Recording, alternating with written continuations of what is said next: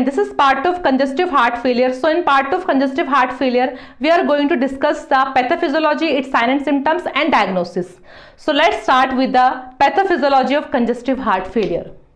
So due to any etiological factors, whatever causes we have read for the heart failure, like if there is myocardial infarction, hypertension or coronary artery disease, these all factors are deteriorating the cells of the myocardium. Okay, these all factors are harmful for our heart.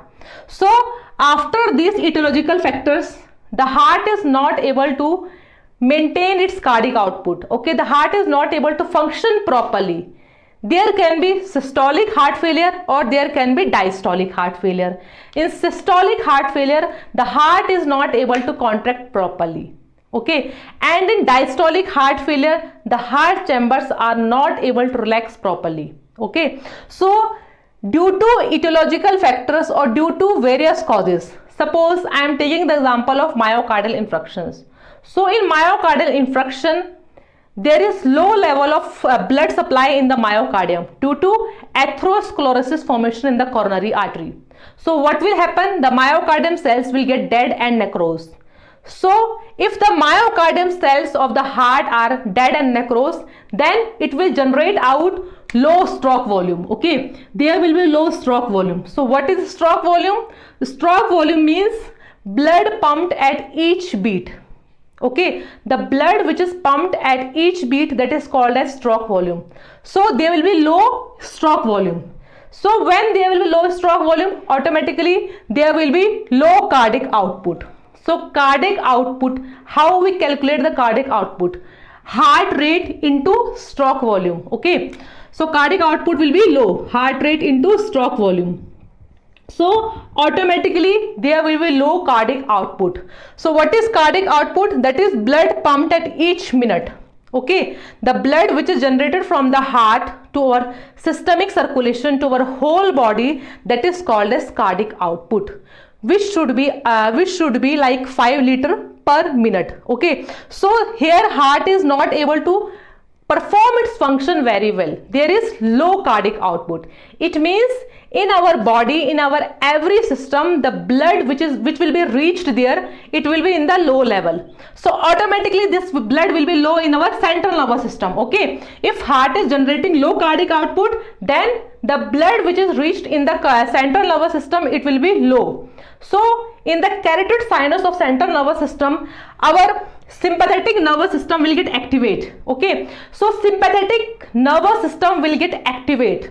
So in initial time period, okay, in initial phase of this cardiac output, this system will be helpful. Okay, this system will be helpful, this system will be beneficial for our body.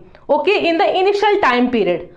So what the sympathetic nervous system will do? It will release out the catecholamines like adrenaline and noradrenaline in our blood. Okay, so what this hormone will do?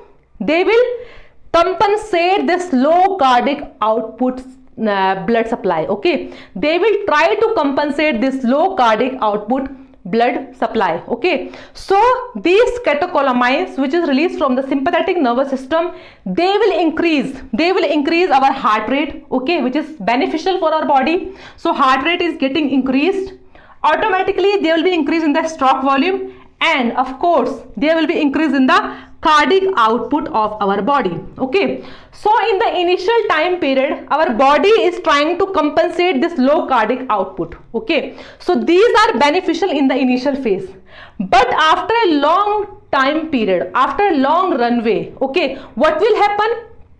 Our heart is beating at a very fast rate. There is tachycardia in the heart. Our muscles are doing a lot of work to push the blood out in our body. Okay, so our myocardiums are functioning very fast. Okay, so there will be increased demand of the oxygen for our myocardium because they are functioning in a very high rate. Okay, so oxygen demand in the myocardium cell will get increased, and automatically after some time these muscles will get weaker and weaker and weaker. Okay, these muscles will get weak and the heart will go into the phase of cardiac remodeling. Okay, if the heart is beating at a very high rate, it is increasing stroke volume, cardiac output, and there is a high level of contraction in the heart muscles.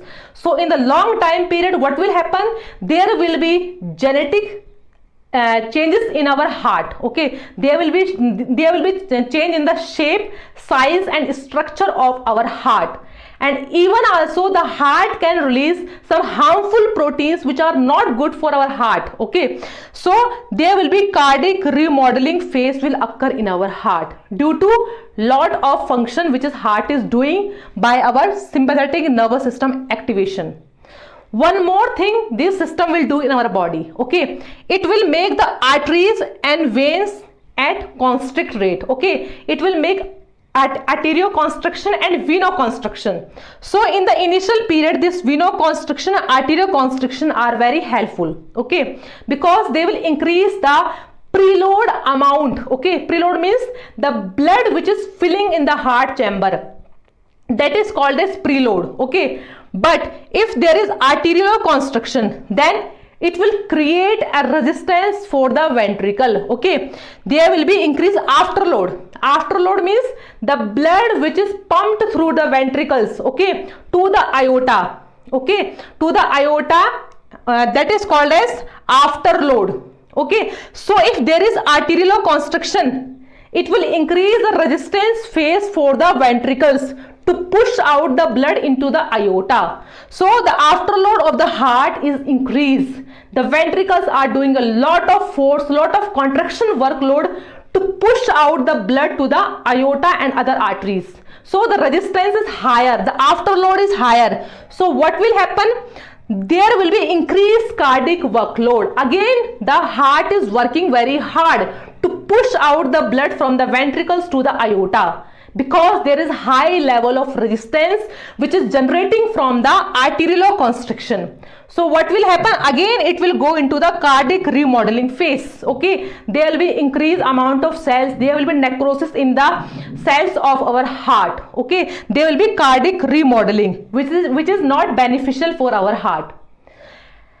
In another system of our body, like kidney, okay, so there is low cardiac output which is generated from the heart. So blood which is reached up to the kidney will be low. Okay, will be low. So actually 21 to 25% of blood should be reached to our kidney. But if there is low cardiac output, the blood which is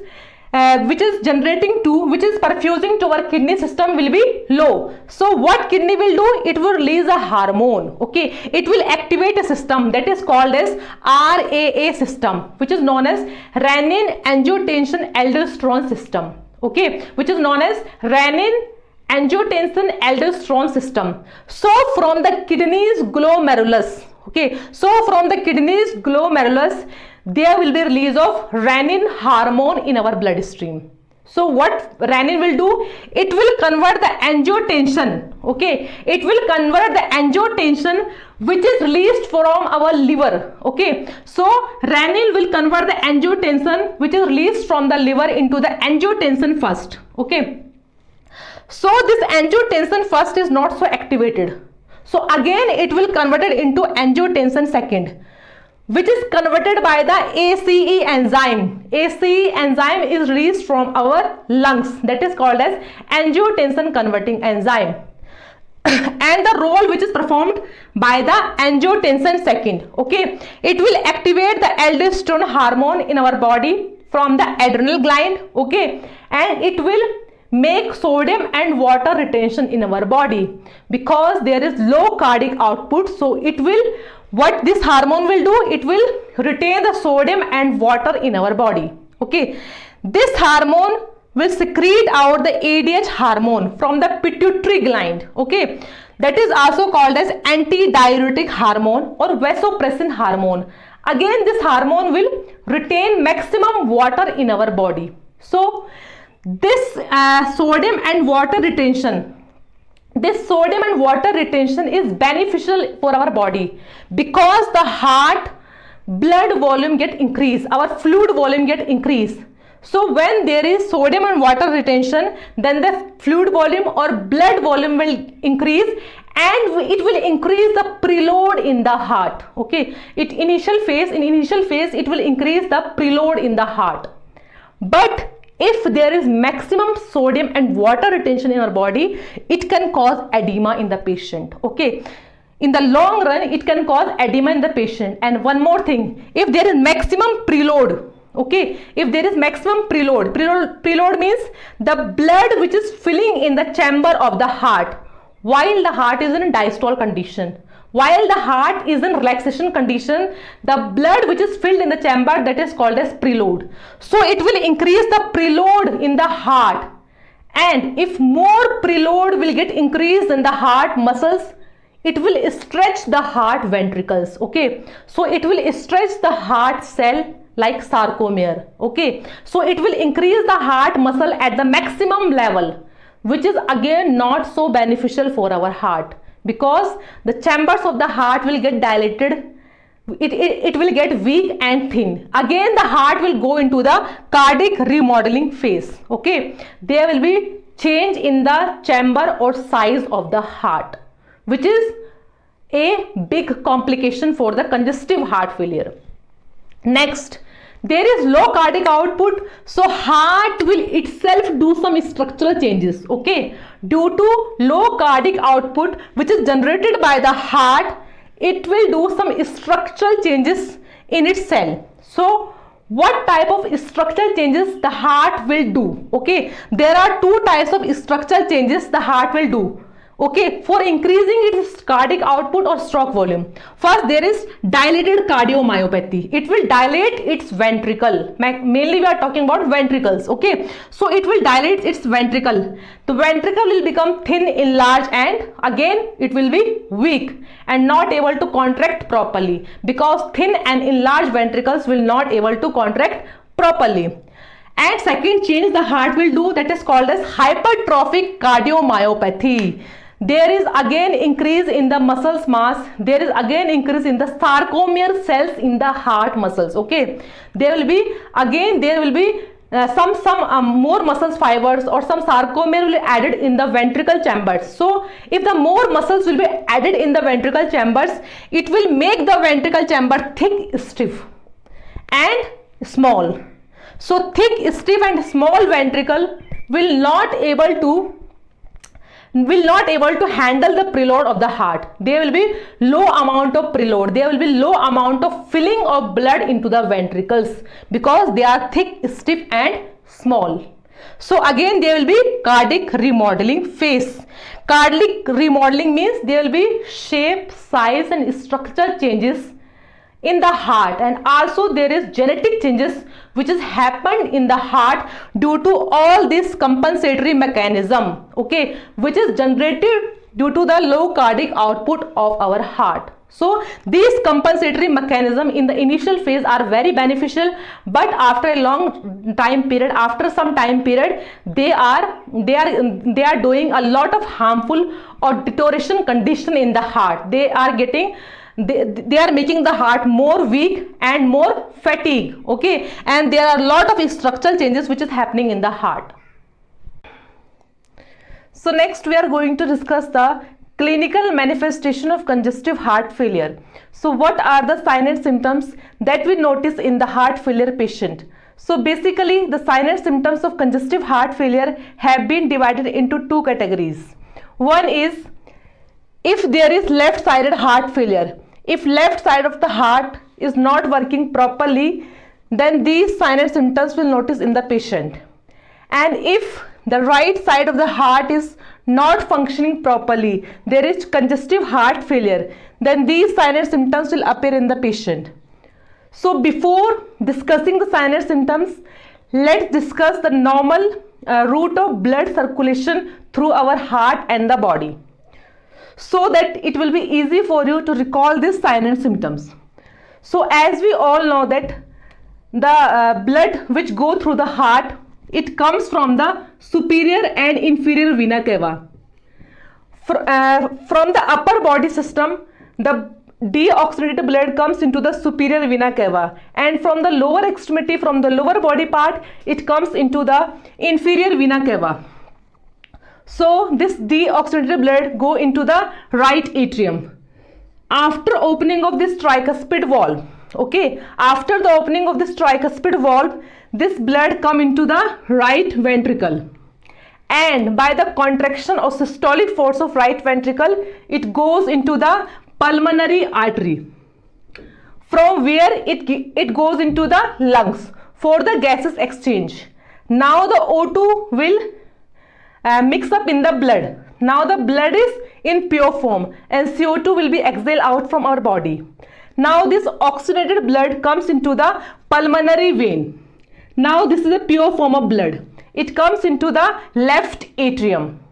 So after opening of the bicuspid, or we can say that after opening of the mitral valve, it goes into the left ventricle.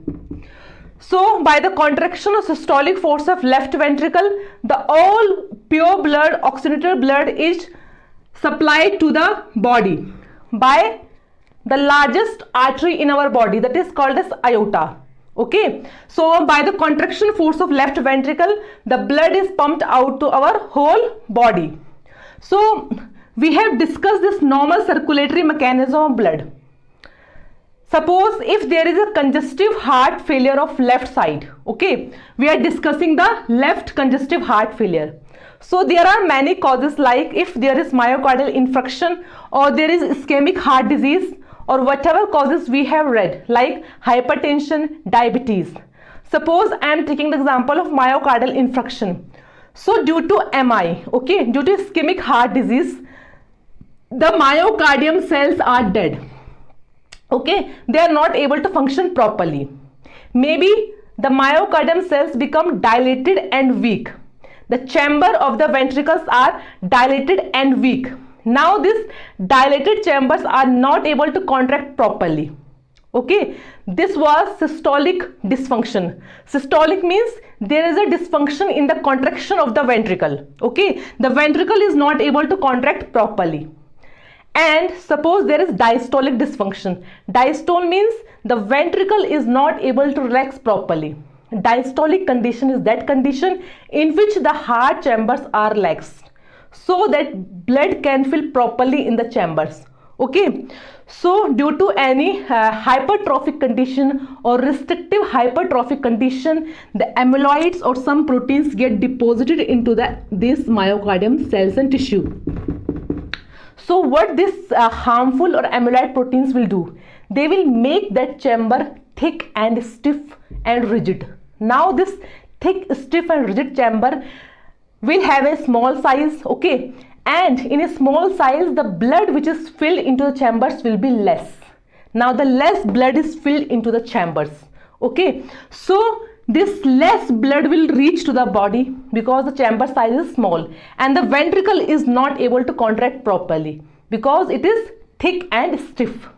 So when there is left ventricle failure, now what will happen? The small quantity of blood will go into the circulation. Okay, only the small quantity of blood will go into the circulation. So when the pure blood from the left atrium comes into the left ventricle, okay, when the pure blood is coming from the left atrium into the left ventricle, it will again move into the left atrium because the ventricle is not functioning properly. It is not sending the blood at forward position into the aorta. So this whole blood will be back up into the same position from where it was coming. Suppose we take example of a highway. If there is a highway and lots of vehicles are moving into a highway, and at some far distance there is a blockage in the highway, so what will happen? All the vehicles will be back up, okay, or they will reroute themselves. So same thing is happening here, okay. From the left ventricle, the blood is backed up into the left atrium, and through the left atrium it goes into the pulmonary vein and fortunately to the lungs, unfortunately to the lungs. So when there is left-sided heart failure, it means the patient will show all the signs and symptoms which are related to lungs. Okay, it is easy to recall this. Like if there is left L4 left ventricular failure, L4 lungs, then patient will show all the sign and symptoms of lungs. So we are discussing the sign and symptoms of left-sided heart failure. So first there is exertional dyspnea. Patient will feel difficulty in breathing while he is doing any physical activity or performing any physical things. Okay, he is exercising or he is walking, then he will feel difficulty in breathing. Next, there is fatigue and cyanosis. Why there is fatigue? Because less blood is reaching to our cells and tissue. So they will do their less metabolism and less amount of energy is produced. So patient will feel fatigue and weakness. And there is cyanosis. Obviously there will be cyanosis because all the alveoli, bronchioles, bronchioles and lungs, it is almost filled up with the fluid. So there will be less gases exchange or there may be no gases exchange. So there will be bluish discoloration seen in the patient. Next we have tachycardia. Tachycardia means the beating of a heart at a faster rate. Okay, the heart is beating at a faster rate. So why there will be tachycardia? If the heart is sending less blood to all the vital organs, it means it is sending less blood even to the brain. So brain will give a signal to the heart and lungs to beat faster, to work at a faster rate. Okay, brain will send a less signal to the heart and lungs also to do its function at a faster rate. So there will be heartbeat of the patient will be increased, and obviously one more sign will be seen, that is tachypnea, means the respiratory rate will be increased. The normal respiratory rate is 18 to 20 beats per minute, but in tachypnea what will happen? It will be more than 24 to 30 beats per minute. Okay, 23 to 30 beats per minute respiratory rate. So our heart and lungs will beat at a faster rate. Next we have paroxysmal nocturnal dyspnea. Paroxysmal means at the night time. So patient will feel difficulty in breathing at the night time. So why it is night time? Because in night time we take a supine position. Okay, so what is happening in the supine position? All the fluid which is congested into the body will reach into the lungs, and patient will feel difficulty in breathing. So at the night time patient suddenly wakes up from the sleep because he is not getting enough oxygen in his body. Okay, he is feeling breathing difficulty. So it is called as paroxysmal nocturnal dyspnea. Next we have Krackel's asthma like wheezing. So when the stethoscope is placed into the chest of the patient, so there will be wheezing and crackling sound to be heard by the stethoscope, because the fluid is accumulated into the lungs. So a crackling, a asthma like wheezing sound will be produced from the lungs. Next we have lack of appetite and nausea. Obviously there will be lack of appetite because no blood or less blood is reaching to the GI system. So our GI system is not working properly. It is not getting fully supply of oxygen. It will be working a slower rate. So patient will feel lack of appetite and nausea because of less blood supply to the brain. So he will feel disoriented or nauseated. Decreased urine production. Eventually, as we know that less blood is reaching to the all the vital organs, so it will reach less to the kidney also.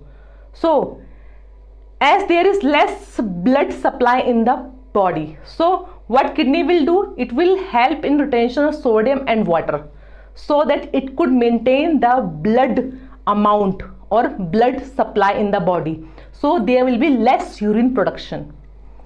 Next we have orthopnea. Orthopnea means positional dyspnea. Okay, it is a positional dyspnea. Whenever the patient lies in a supine position, he feels difficulty in breathing because all the fluid is coming into the lungs. And whenever he takes a sitting or upright position, he feels relaxed. Means he have a difficulty in breathing while he is taking supine position. So it is called as positional dyspnea. Next we have weakness. Obviously cells are not doing proper function, they are not doing their metabolism properly, so there will be no release of ATP energy and we will feel weakness in our body. Insomnia, due to coughing or due to dyspnea feeling, the patient will be restless. He will not able to sleep properly at the night. Next we have pulmonary congestion, lungs heavy and boggy. Obviously the lungs are heavy and boggy due to the fluid accumulation in the lungs. Next we have mental status changes. Less blood is reaching to our brain also. So patient will feel disoriented, laziness, and sometimes he will feel fatigue. Okay. So these were the signs and symptoms which patient suffered while he is having left-sided heart failure. So all the symptoms are related to our lungs. L4 left ventricle and L4 our lungs. Now we will see the signs and symptoms of right-sided. So same thing is happening in the right side. From the right atrium, the blood is coming into the right ventricle, but right ventricle is not functioning properly. So there are many reasons why there is right-sided heart failure. So one of the most common reason for the right-sided heart failure is left side heart failure itself, because this system is being connected together. Okay, it is working in a systematic manner. See, when the blood goes into the left atrium, backup of the blood into left atrium, then it goes into the lungs, and from the lungs pulmonary artery are attached, which are going through right ventricle. So there are more chances when the patient is having left-sided heart failure, then he will also have right-sided heart failure. And there is one more cause, like if patient is suffering from COPD or pulmonary hypertension, okay, then blood will also get back up into right ventricle. Or we can say that the coronary artery which is supplying blood to the right side, it is been blocked. Okay, the coronary artery of right sided had been blocked. So what will happen? The blood will not able to reach in the right side of the heart, and this right side heart will have damaged myocardium tissue. So these were the common reasons. So if the right ventricle is not working properly, so what will happen? The blood will again go into the right atrium and back up into the same position from where it was coming. So actually the blood was coming from the superior and inferior vena cava. If the blood goes into the superior vena cava, then what are the signs and symptoms we notice in the patient? First, there is jugular venous distension. The neck vein, okay, the neck vein, the jugular vein of the patient will get swallow. They will get distended due to fluid accumulation. So you can see this jugular vein distension very clearly if you tilt the head of the patient downward. Okay, due to gravitational force in the downward position, all the fluid comes into the jugular vein, and we can clearly see it. It is a clinical manifestation or clinical symptom of a right-sided heart failure. Okay, next we have fatigue. Obviously the blood is reaching less into body, so there will be fatigue and weakness. It is a common sign for both the ventricles if biventricular failure is there. There is enlarged liver and spleen.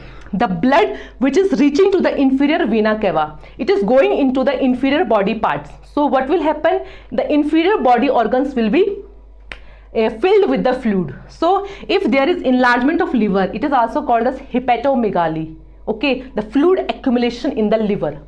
And if it is get into spleen, it is called as splenomegaly. Next we have anorexia.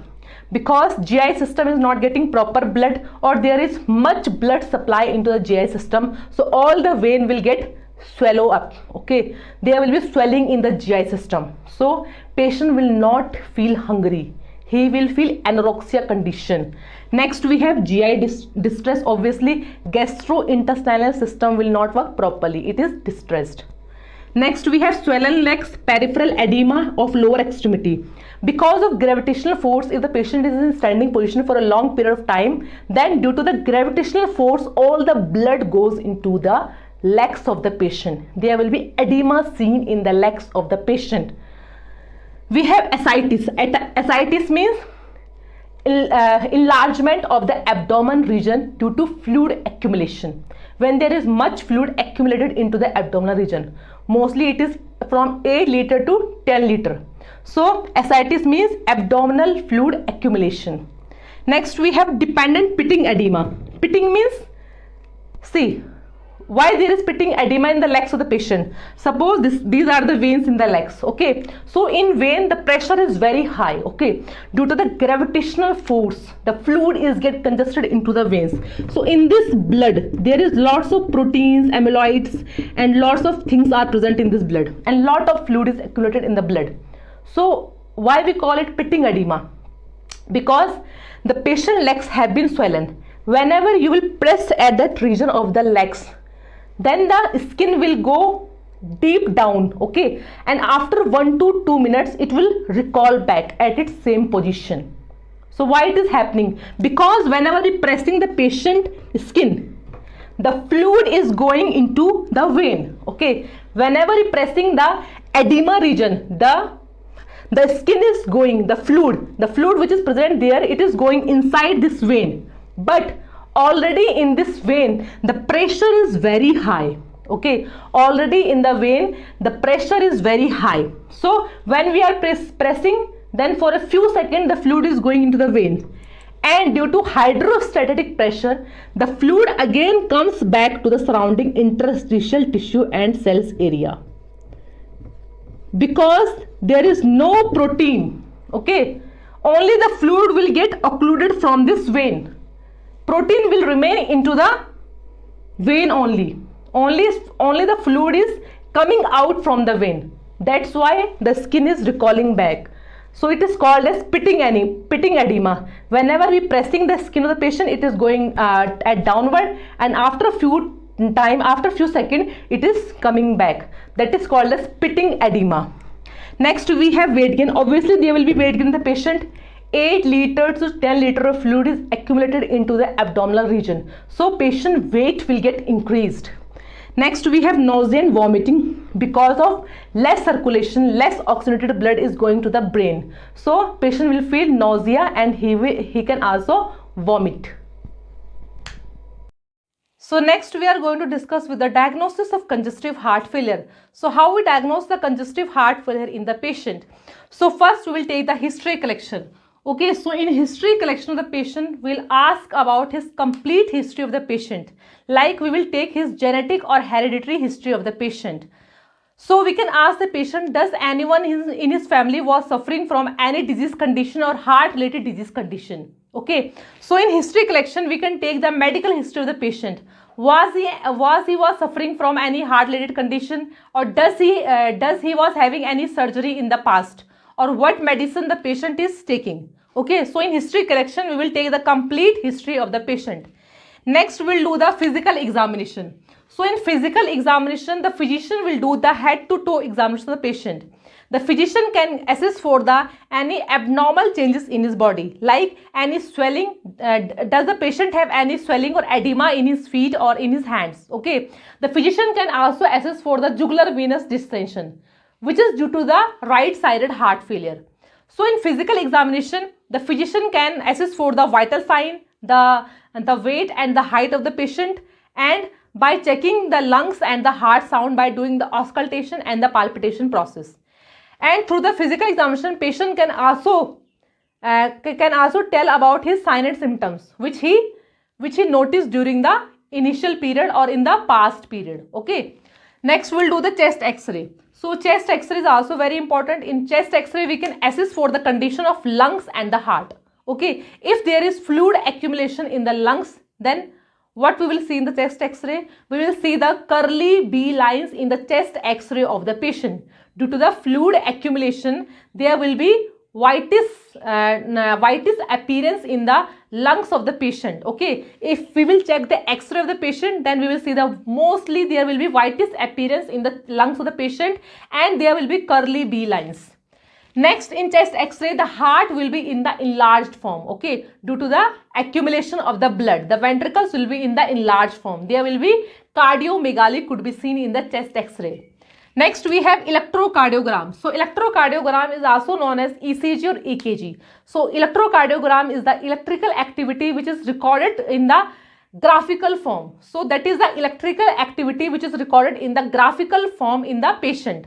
So through the ECG, we can also assess for the past heart attack, Does the patient have suffered from any past heart attack? Or how the valves of the patient working? So it is a graphical representation of the heart electrical activity in which we check for the rate, rhythm and intensity of the heart working. Next we have echocardiogram. So echocardiogram is the most and very vital test for the diagnosis of congestive heart failure. Through the echocardiogram we can assess for the ejection fraction, EF. Okay, so ejection fraction means the volume of blood which is pumped out through the chamber of the heart in each beat, that is called as ejection fraction. EF means ejection fraction, which is called as the volume of blood which is pumped out through the ventricles in each beat. That could be 55%, it is a normal range. Okay, 55% is a normal range and it could be more than 55%. So this much is our ejection fraction. So through the echocardiogram test we can check for the volume of blood which is pumped out through the heart and how the chambers are working.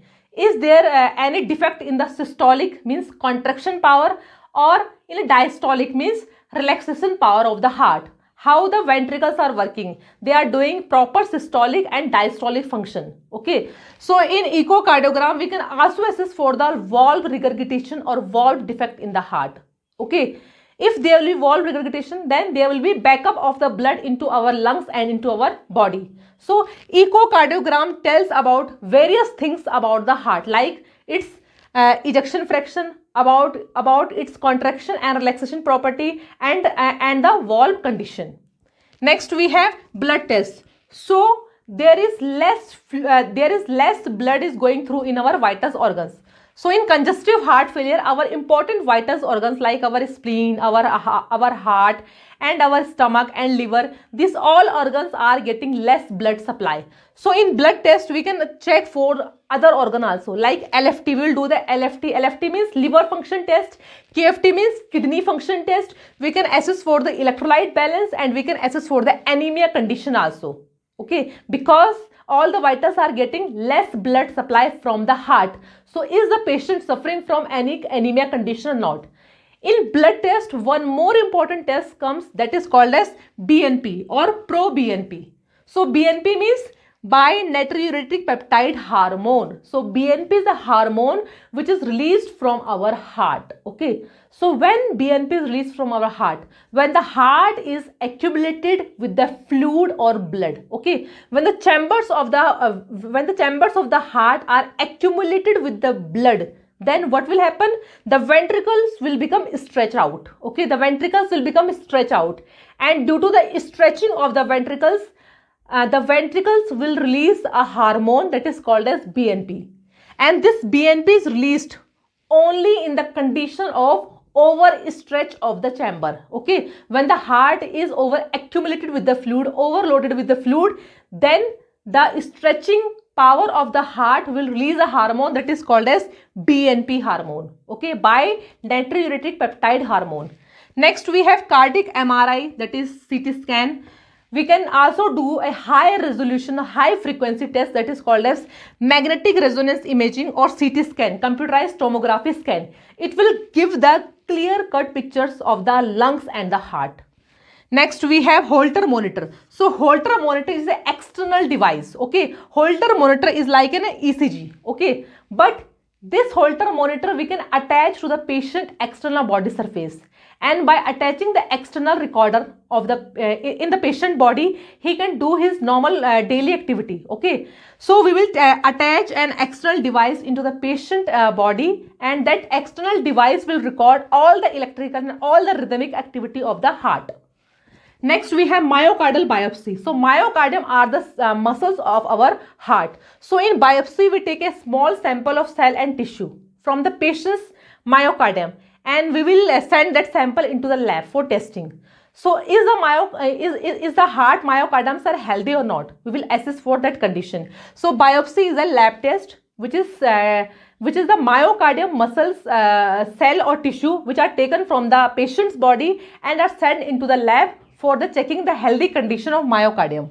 Next we have stress test.